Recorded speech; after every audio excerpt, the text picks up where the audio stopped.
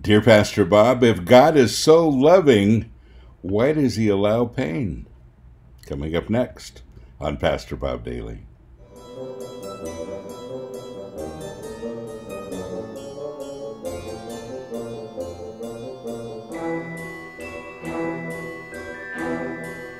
It's a great question, one that I get asked quite often, honestly.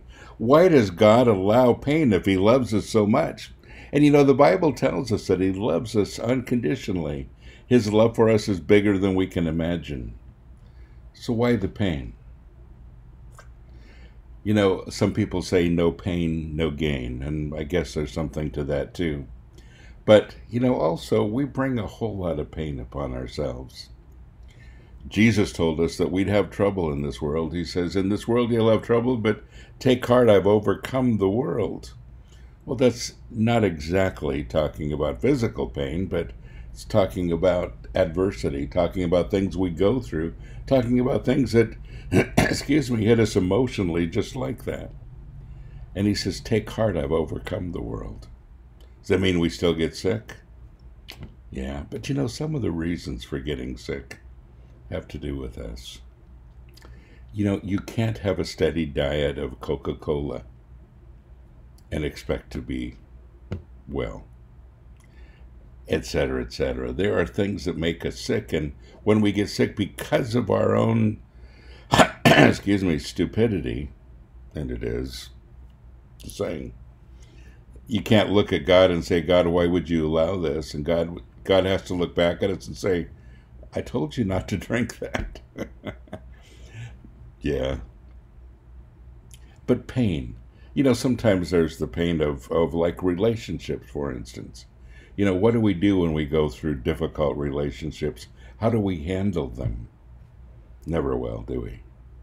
When you fall in love with someone and they don't love you back, there's nothing worse than that.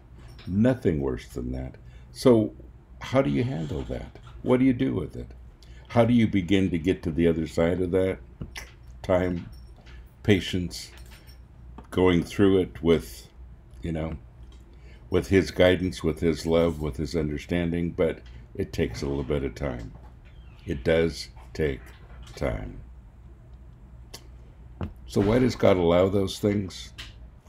Well, I think a bigger question, instead of why does God allow it, would really pretty much have to be, what kind of strength does God give us to survive it? Because, we're always going to have difficulty in the world. The Bible promises that. But he says, take heart, I've overcome the world. What does that mean? It means I will be your help.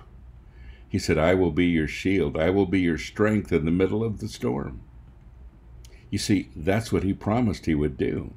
He didn't promise a world without pain. He promised that he would be our refuge and he would be our strength to survive it, to go through it.